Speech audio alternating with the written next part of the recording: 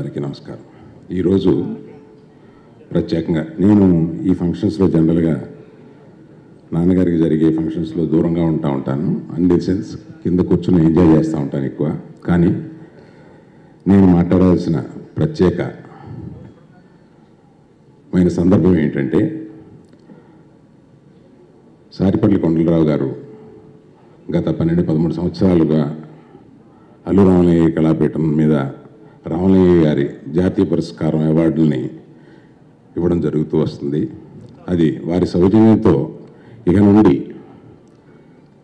2023 వరకు, అనగా అల్లు రామలింగయ్య గారికి 100 ఏళ్ళు వచ్చే వరకు ఇంకొక అకాడమీని స్థాపించి అది ముందుకు తీసుకెళ్లాలని, అల్లు రామలింగయ్య గారి 100 సంవత్సరాలు పూర్తి చేసుకుని ఆ రోజు హైదరాబాదు, అమరావతి, వైజాగ్ పట్టణాల్లో ఈ వైభవాన్ని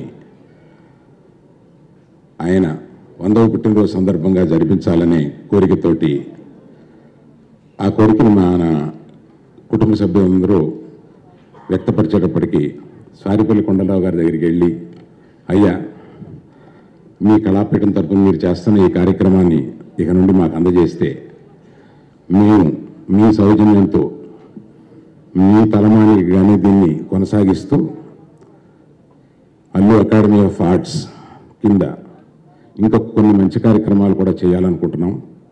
ప్రతిసారి మనం ఈ ఫంక్షన్ ఒక సన్మానం, ఒక సభ, ఆ సన్మాన గ్రహీత గురించి మాట్లాడడంతో ఇట్లాగా ఒక రొటీన్గా జరుగుతున్న దానికి కొంచెం భిన్నంగా చేయాలని చెప్పి అల్లు రామలింగయ్య గారి మీద ఒక సంస్థ స్థాపించినప్పుడు ఆయన 1952లో, అనగా సుమారుగా 65 సంవత్సరాల క్రితం ఆయన ఓ పెట్టి పట్టుకుని మద్రాసు పట్టణం చేరి ఒక ఆర్టిస్ట్ అవ్వాలని చెప్పి ఆయన తీసుకున్న ఆ రిస్క్ వల్ల 3 జనరేషన్స్గా మేము ఇంకా దాన్ని పట్టుకుని, ఆ కళను పట్టుకుని మేము వేలాడుతూ ఉన్నాం.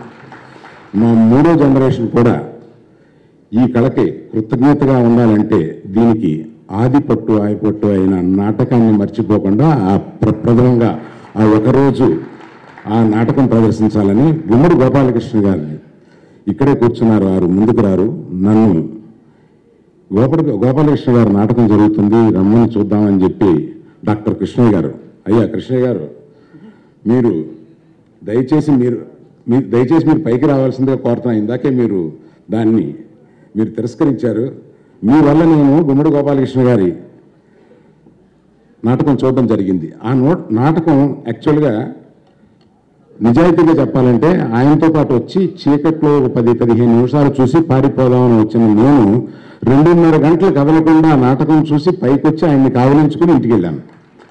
ఆ సందర్భంగా నేను మాట్లాడవలసి వచ్చినప్పుడు, అప్పుడు ఎన్నో నాటకం అంటే అని అడిగాను. అది 89 ఏదో చెప్పారు, 89వ నాటకం అని చెప్పారు. ఆ ఉత్సాహంలో నేను 100వ నాటకం మా సంస్థ పేరు మీద నేను వేయిస్తానండి అని చెప్పి నేను అప్పుడు అన్నాను. అది ఇలాగా అల్లు రామలింగయ్య గారి పేరు మీద స్థాపించిన అల్లు అకాడమీ ఆఫ్ ఆర్ట్స్ అని. కానీ అప్పుడు నాకు అది ఆ ఆలోచన లేదు.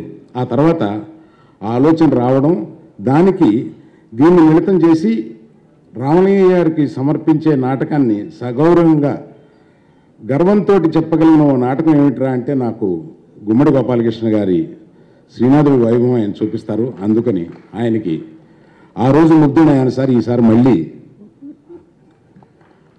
అదే భావం తెచ్చారు నాకు. నేను చాలా సంతోషిస్తున్నాను. ఈ కొత్తగా ఏర్పరిచిన ఈ అకాడమీకి గౌరవ అధ్యక్షులుగా ఉండమని చెప్పి చిరంజీవి గారిని అడిగాను, వారు అంగీకరించారు.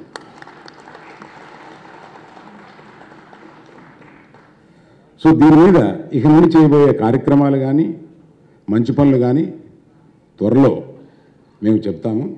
ఇప్పటికీ మేము ఈ నాటకంతో ప్రారంభించి దీన్ని ముందుకు తీసుకెళ్దామని అనుకుంటున్నాము. ముఖ్యమైన ఉద్దేశం అల్లు రామలింగయ్య గారి 100 సంవత్సరాలు పూర్తి చేసుకునే వరకు చాలా వైభవంగా దీన్ని జరపాలని, దానికి కొండలరావు గారు అనుమతించడానికి నేను సర్వదా కృతజ్ఞుడై ఉంటాను సార్. వారి చేతిలో ఉన్న ఈ సభని నాకు అప్పచెప్పినట్టు ఇక నుంచి అయింది.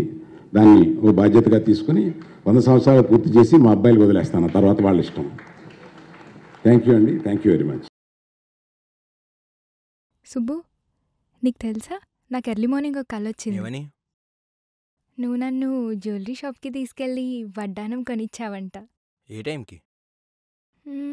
గుర్తులేదు సుబ్బు, 5కి అనుకుంటా. అదే మరి 5కి మీ బాబు వచ్చి బిల్లు కట్టినట్టు నాకు కాల్ వచ్చింది.